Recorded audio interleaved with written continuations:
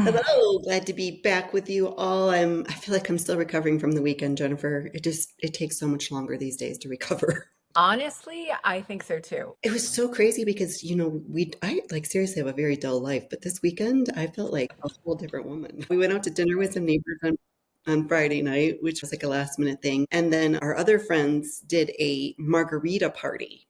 So everybody brings their own margarita, and Okay. you have to bring enough for everybody to have a tasting.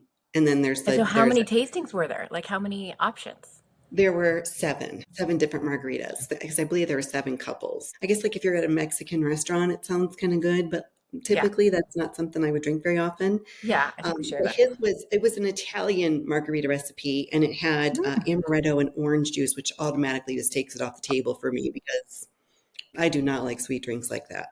We've Okay. talked about this before because you and I did the whole cocktail thing, and We did. I Yeah.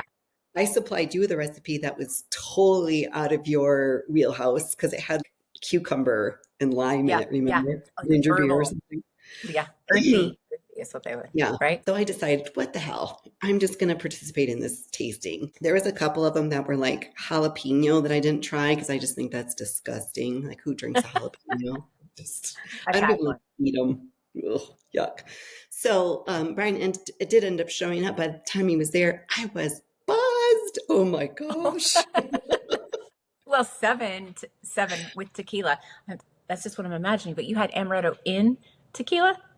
In my particular and I didn't even vote Wow. for myself. I voted for someone else. I didn't even like mine that much. I don't even remember, to be honest with you.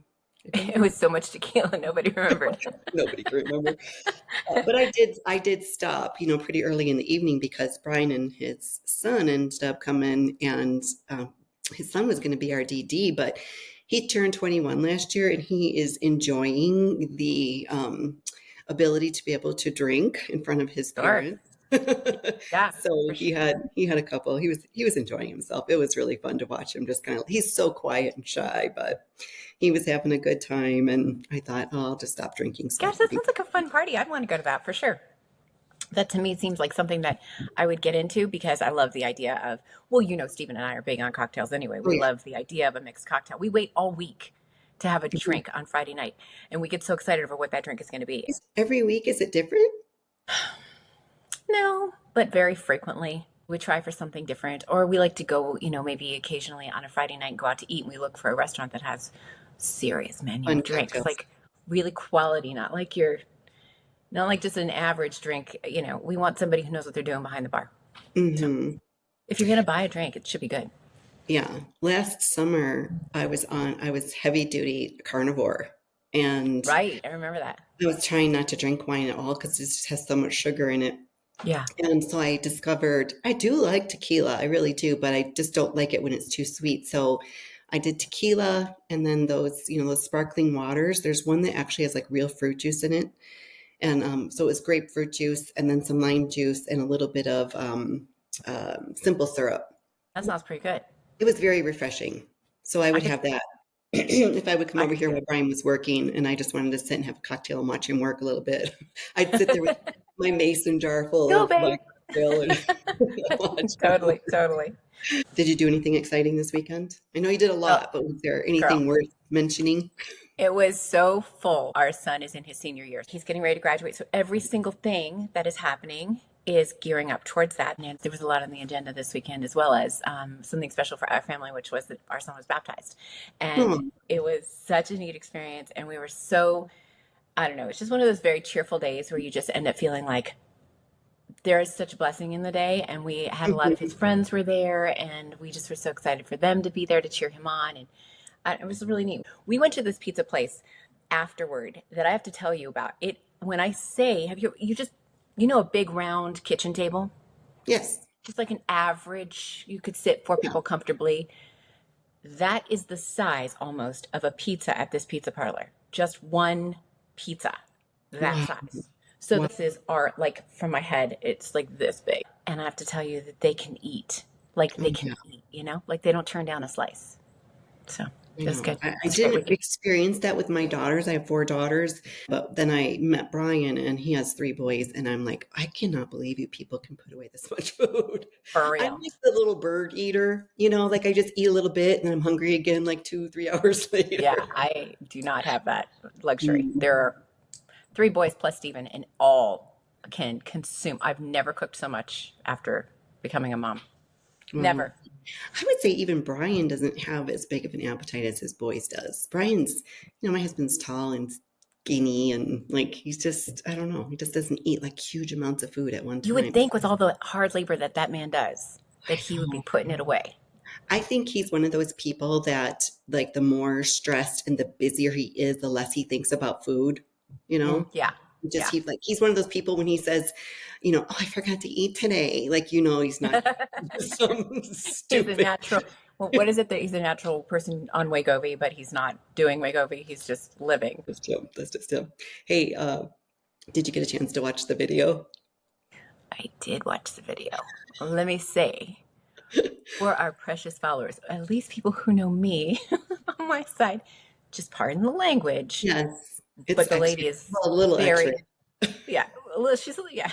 But what she said is so dead on that I'm like, oh yeah, can relate. Yeah. Absolutely can relate. So no nudity, but some language. So if the kids Right. are close by, you might want to cover their ears or go to a different room. Let's watch this. She's really funny. How does it feel to be in my 50s? Well, I'm officially too old for bullshit, too tired for small talk, and way too hot to be sitting on leather furniture. My give a fuck meter is broken, my estrogen has taken early retirement, and my spine is shaped like a question mark. I've mastered the art of memory loss. I don't forgive or forget because I quite literally can't remember why I was pissed off in the first place, so, I've dropped the mental load of everybody else's bullshit while also picking up new hobbies like Googling symptoms for dementia, plucking random chin hairs at red lights, and rage cleaning. Think spiritual enlightenment plus biblical hot flashes where you could literally toast a Pop-Tart in your bra. It feels like freedom, but also like I need a nap, a fan, and a heating pad before I can enjoy that freedom. This is the most liberated I've ever felt while also being at the point in my life where I could throw a hip out just from coughing too hard. But I'm no longer chasing youth.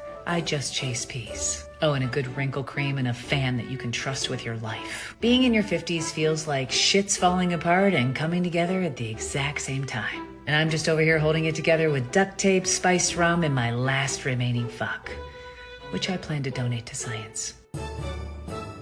My husband was listening to this with me. He made some wisecrack about me being older than him. And I said, honey, you're in midlife too, right? Because technically midlife starts at 40.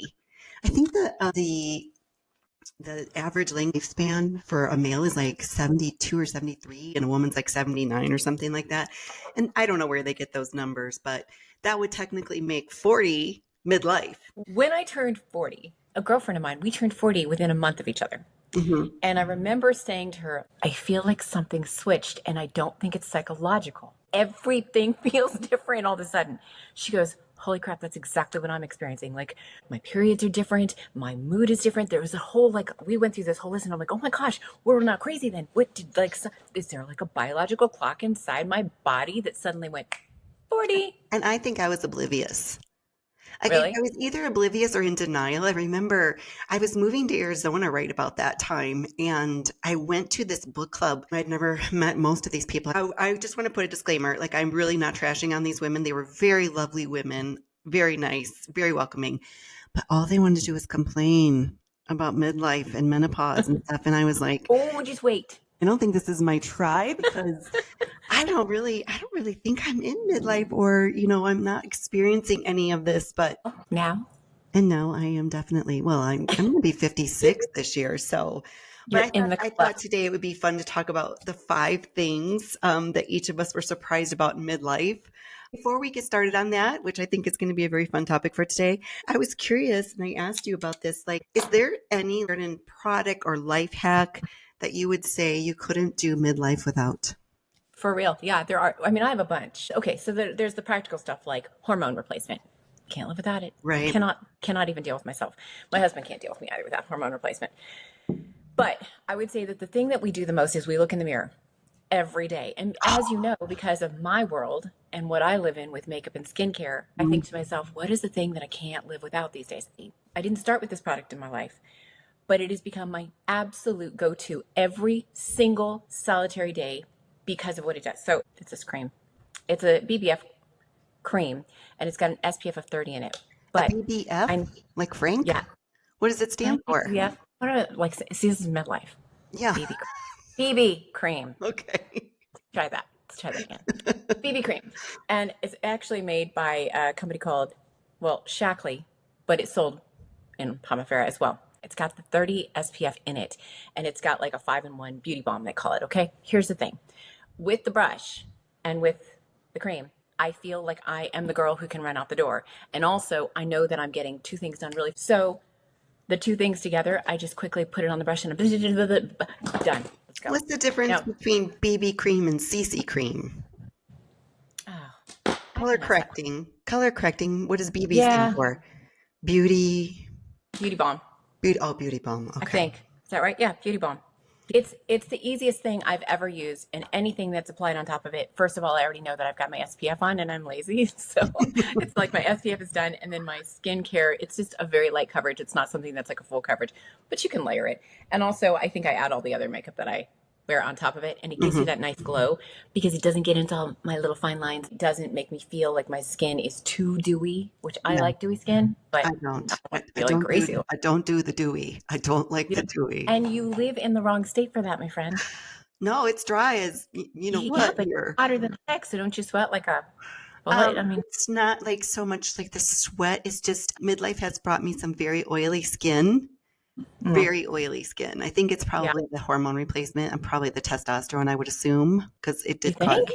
Well, when I first started doing testosterone, it did cause some back knee. And Oh so yeah, I yeah. I just I've heard of thought that. that perhaps maybe the increased oil production, but like I just put my makeup on like right before we started recording, like maybe 20 minutes, and I'm already like I already feel like I have breakthrough shine, and I do not like it at all. I don't You want want to to? look greasy. We will talk. We will talk about the whole mattify thing. I can help you. My life hack kind of leads into the very first item on my list, which is I was kind of caught off guard by how much more difficult getting a good night's sleep is. And so I'm going to share some of my favorite supplements that I use every single night. And I will make sure to link these in our show notes as well. But just in case some of our listeners aren't familiar, like magnesium glycinate. Mm-hmm. Um, and I wrote down a couple notes. So I am cheating. I'm looking at this because I cannot remember all this stuff.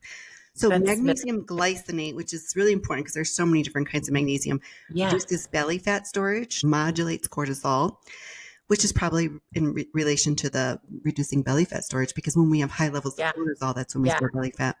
Eases anxiety, helps with depression, improves sleep quality, and decreases blood sugar, which again ties back to the belly I'm fat pretty storage. sure you tied in every top Right? perimenopause, menopause symptom. Right. So that's magnesium glycinate. And then there's this one, which I'm not really sure how to pronounce. It's spelled Aptogen. Is that what it is? Apiginin. Oh, I can't. Apiginin. Apiginin. Anyway, Okay, I've never here's heard of it. here's some of the top things. Calms neuronal neuronal activity. Yeah, in the forebrain, which allows the body to enter a more restful state. Take that at night. Wait, do you take all these at night? Yes. And Okay. I have to say, and I didn't bring it out here, but when you take magnesium, you should take it at the same time you take your vitamin D, which you should also take with vitamin K2. So that's a whole other story. Theanine. And theanine improves mental focus and sleep quality. And then progesterone, which I could not live without my progesterone. Right. And progesterone reduces night sweats, hot flashes, anxiety, and insomnia. That's my cocktail in the evening, along with my vitamin D3, 2K2. There's some more we'll probably talk about because I have another one that's really one of my top favorites, but it doesn't necessarily relate to sleep. So we're going to save that one for another day. But that was number one on my list. When I got to be about 40, it was right about the time I was moving to Arizona.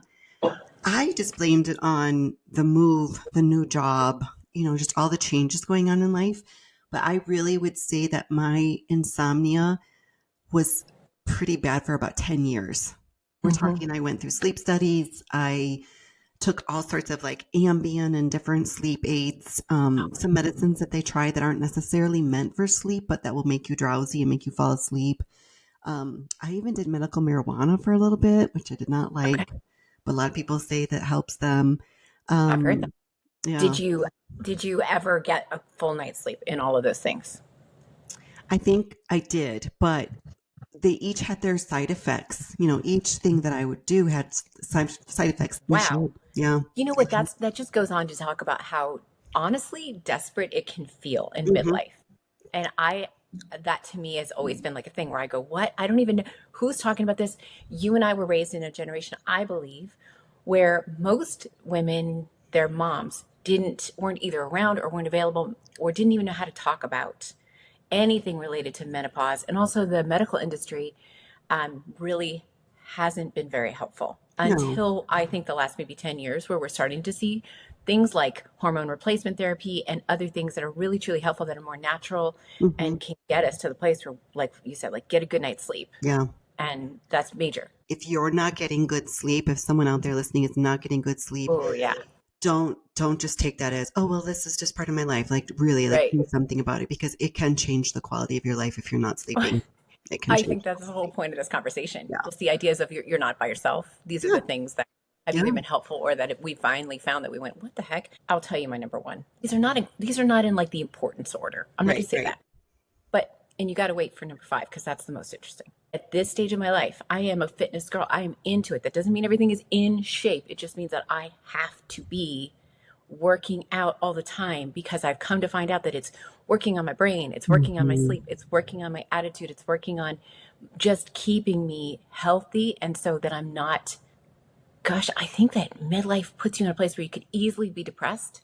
Yeah. I could easily sleep in the afternoon. I could easily go in like negative directions in a lot of ways. But working out, even if it's doing 20 minutes on, a bike or on the treadmill or something like that, allowing myself to do something. Now I'm getting into weights, but I have to say that's because of the influence of other women who are like, weights is the thing. So, Yes. if you get into weights, then you end up feeling better in this way. And it affects your belly fat and it affects, Mm. all the things that we're struggling with. So I love that that's for you. I love that for you so much. I didn't even really know that. I knew that you worked out, but I didn't know that you felt that passionate about it. So I love that. I think you're very on point with the mental part of it though. When my routine gets disrupted, it takes a little bit to get me, going back into something again like that. ah, And being out in nature, like that's my right. number one, always my favorite go-to. If you can be outside in nature, walking, hiking, doing something Yeah. physical, that's like my go-to. And when I couldn't do that, my mood just slides. Yeah. It does slide. Yeah. And, I would say that you're very on point also with the strength training, because when women over 40, and I want to go back, I meant to say this during my supplement thing, is this is not medical advice. So, if you're thinking about taking any of these supplements, please contact your doctor before you start Yeah. taking anything new. They could interact with other medicines you're taking. And I wouldn't say that the thing I'm about to say is medical advice either, but it's just something that I've learned over time is when you're over 40, maybe even 45, um, too much cardio just increases our cortisol. Yeah. And going back to the magnesium with reducing your cortisol levels in your belly fat and reducing your blood sugar, I found that, breaking my steps up to segments during the day, like one in the morning and then one right after dinner, it lowers your blood sugar. And so you're not getting that spike before bedtime. So that does Hmm. help with sleep as well. So I love your number one. Okay. Can't Well, wait to you hear know your what? number five. If that was your, if that was lower on your totem pole. Number five is good. Yeah. I'm just saying, I feel like what you just said is interesting because last night Steven looked at me and he's like, "Are we working out tonight?" I'm like, "It is 8:30 at night," and I'm like, Girl, at "You're 8:30, I'm in killing me." bed. Yeah, I wanted to. I feel like a little old lady half the time, but I did it. After that, I crawled into bed, and I do have to tell you, I did sleep like a baby last night. So there is Good. something to what you just said. I really Yeah. believe that. I really Yeah. do. Good. All right, number two, I'm realizing that the best part of my life doesn't have to be over. And I hope I don't get choked up, because the whole reason I started the What Women Want Today podcast was watching my mom go through that part of Mm. life and seeing how much it affected her and changed her. And like you said, like women didn't really talk about it. And there wasn't as many resources. And Yeah, so just yeah. watching how much it changed her and hearing other women talk about menopause, I think it was really scary for me. So I think there was like a sense of doom almost. And then I Wow. just got to a point and I was like, wow, there are so many good things about this time of life. I've done like the most important job I ever done in my life is raise my kids, and that part is behind me. They're grown, they're fabulous humans. I've done that. I've had an amazing career. I left that, about midlife, and I became a life coach, and I started a podcast and met so many different wonderful people through that podcast and learned so much. Started doing girls trips with my soul sister. Like I've been, Yeah. like, and Brian and I have traveled. Like there have been so many amazing things about midlife that it's just made me realize the best part of my life isn't over. The best part of my life is happening right now, and it will continue to Mhm. happen. We have so many goals and dreams for our retirement years. You do, you do. You have set up a life where you've decided what you want. You've got your, I would say 3-year goal right now, Yeah. or less, and longer than that, what it looks like, how it's going to be. And even in that, I've watched you, kind of, you guys are doing a little bit of like navigating It's, through. And I feel like, you're coming to some settling down of like, this is what we want in retirement. mhm. This is what it looks like. I think It's that's brought so very much admirable. peace. It's Yeah. amazing. Yeah. Yeah, that's really cool. I feel like for me, the best parts of life are right now too. I still, it's interesting. The older I get, the more I value that little bit of time. And Hmm. I think about that. I was born to be a mom and a wife. Hmm. That became clear to me from a very early spot in my life. And so for me, it's very rewarding to be with my kids and Yeah. to experience life alongside them. Well, I mean, wait until they're all adults and they have their partners and start having kids and But stuff. It's just a yeah, whole different level. It's oh, like, I bet. I mean, there's a whole group of people that think, your kid should be your friend, whatever. I didn't think my kid should be my friend while my job was to raise them into the best humans they could be. But Preach, girl. now I definitely love, the Yes. friendship part of having Yes. adult children, laughing, having a glass of wine together, going on little trips or whatever. Yeah, it's adulting with your adult kids is fun, but it's totally different. I do. It's I totally do like that. I do because we have two that are actually adult-ish, different. and I like the idea that I get to be friends with them and I don't have to give advice all the time. Well, those are good things about where we are at this stage of life, Mhm. because we also have, like, even as that woman said, I'm so done. I don't give two F's about anything. Yeah. Then there's the negative, and I will say that something that surprised me Is this your number two? in yeah, it is Oh, okay. Okay. I just want is to make sure. the stupid stuff that makes me feel so angry. Like I just fly off the handle because of a hormone rage or something Oh, like that shows up. Even with hormone replacement therapy, comes a point where it starts to wear down a little bit, and you're like, you just yeah. know it. You know it Oh, because things show up. Like if the family leaves like dishes in the sink, and I'm like, who the heck didn't put this in the dishwasher? Just, well, why am I so upset about this? I've done this for years. We saw a video not too long ago, you and I, and it talked about a couple of them actually, where they were talking about estrogen levels. And the more that they dive, the more we don't have the capacity to have like a buffer between things that are dumb, like that we're just now irritated about it. Oh, Whereas we yeah. used to have all this estrogen and we weren't so irritated because it's kind of giving us a buffer, but then it just goes away. I was never like this when I was younger, but I am getting my pellets next week. So my levels are definitely down right now. That's my excuse. I like it because it's true. Right. So I'm driving, and it's a highway when you leave our neighborhood. We live out in the country. The speed limit changes as you go into town. And I'm like, why can't you do the flipping speed limit? I'm like, like, why can't you just go the speed limit? You and I were talking one day about one day that I lost it on my husband. And bless my husband's heart. For whatever reason, God is so good. He made my husband start to come down in emotion. So we're trying to even it out where he can go in this. Like last night, I was so tired and grumpy.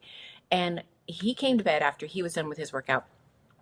And I'll tell you what, he put his arm around me and he just started rubbing my head, scratching my head. And I was like, so. And this morning he says to me, you know what? I really liked last night. And I was like, you did? Like, what? That was just for me. And he goes, no, I really it was kind of an endearing moment where I was kind of taking care. I knew you weren't feeling right. And I was able to help take care of you. And I was like, what is this goodness? So thank God for the balance, because otherwise we'd fall apart.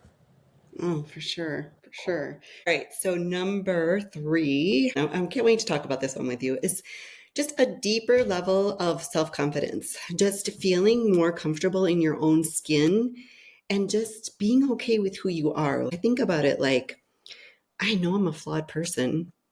I know I'm not perfect, but I also am okay with that. Like Yeah.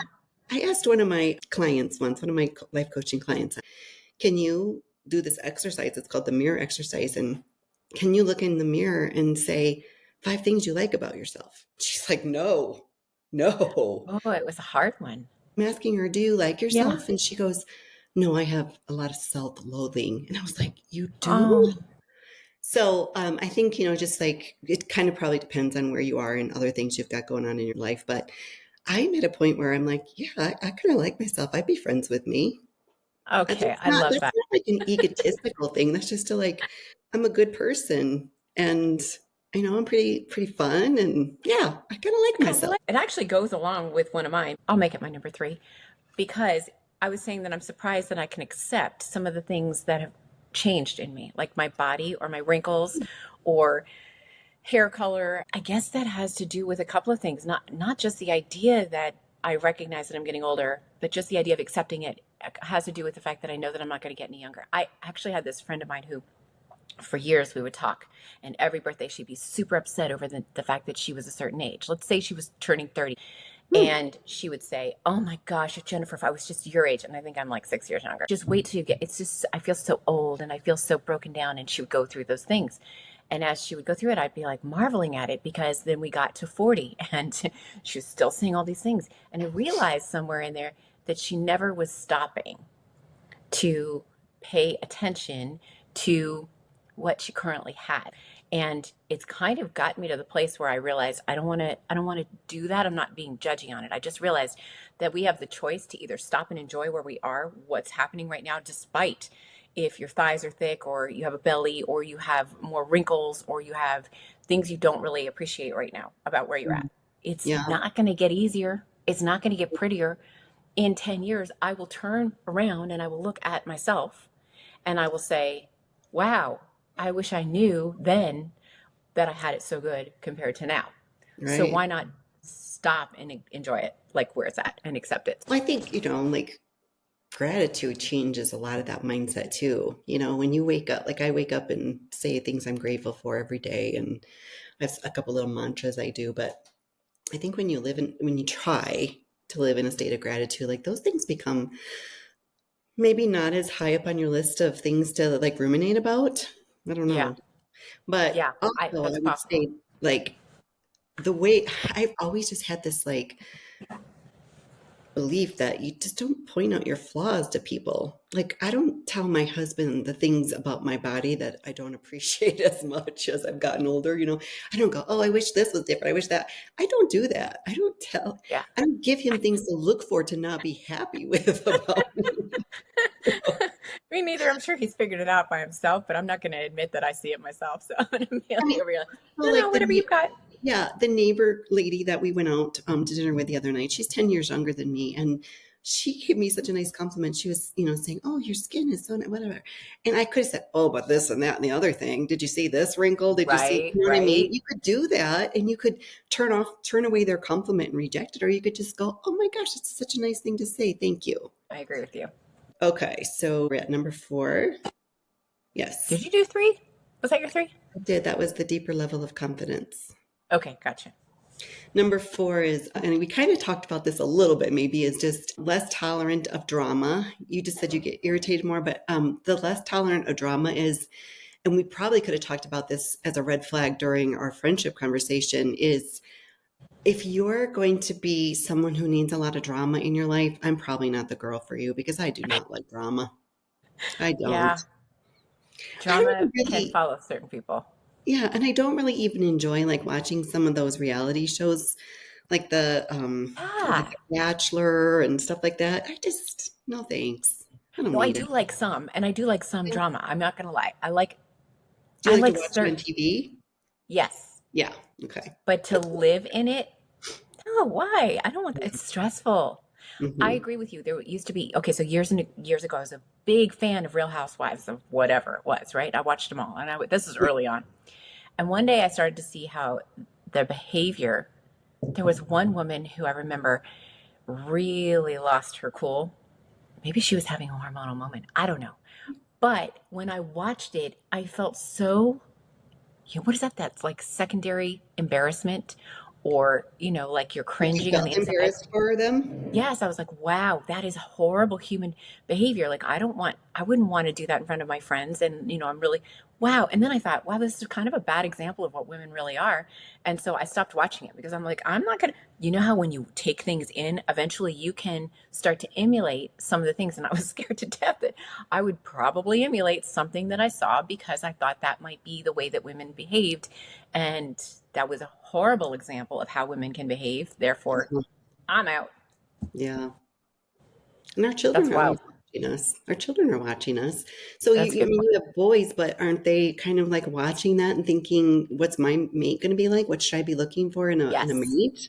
And that's exactly true. I wouldn't want my daughters to think that some of that behavior is how they should behave towards their husbands or their friends or Yeah. their kids or whatever the Yeah, or case. supposed girlfriends. Yeah, That true. right. All right, I have this is my fourth one, but it's actually just one that I was realizing that this the other night, and I thought it's actually weird that I even love this. Subtitles on television. I know. It's kind of an imperative thing now. Stephen and I are watching like British TV, and sometimes the accent's so thick. I was like, well, we need the subtitles. So we started watching it. Then after a while, I'm like so into it. Now I'm like, what did he say? What did he say? And Stephen's doing the same. And it also saves me from being super irritated at Stephen for him going, well, what would they say? What they say? And then I have to repeat what they said. So now subtitles are like a part of my life every day. I laughed so hard because that is us. It's like we have to Really? have this subtitle. And when you go to turn them on and they're not available for something, you're like, oh, damn. Yeah. How am I going to know? How am I going to know everything they just said? It's so That's true. too funny. All right, so Surprising. this one has probably been the hardest one for me. I think I did save my best one for last. I I struggle in midlife with my changing body composition to know how to dress myself Yeah. because I feel like a lot of the clothes, I'm pretty modest, but probably a year or so ago when I'd gone to Hawaii or something, you were asking me about pictures or something. And I'm like, I don't want to post any of those pictures on social media because I'm in my bathing suit in a lot of them. And I just don't feel comfortable always like showing all those, bare skin parts of me Right. with the whole Right. world.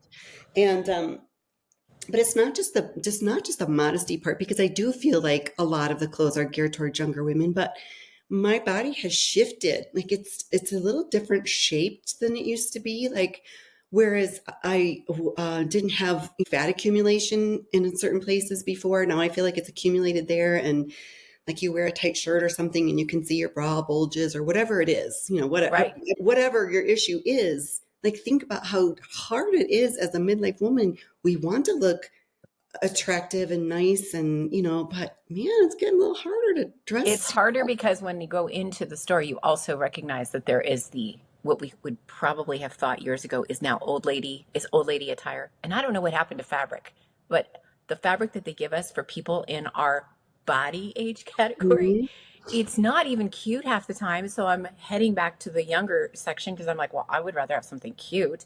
And then Yeah. I go there and I'm like, well, that size probably would have fit me when I was 16, but there's no way in hell it's fitting me now. So Yeah. that's the battle. It's a hard So, one.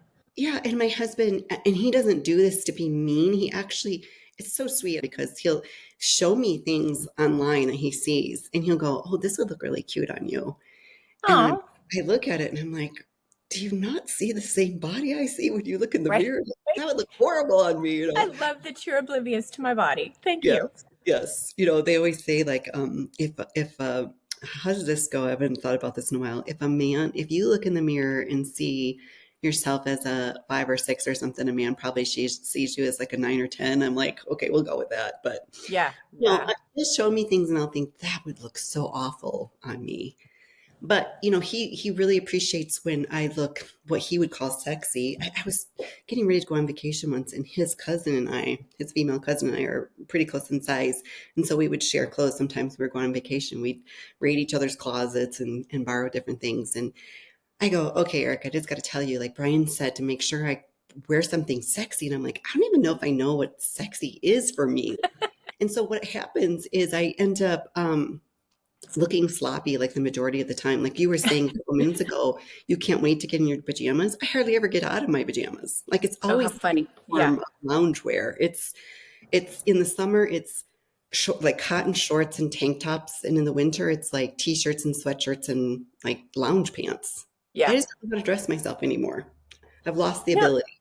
there's I don't think you're alone at all in that. Also, it's hard because our weight fluctuates. I don't know about you, but I can feel like one day I'm fitting fairly well into everything.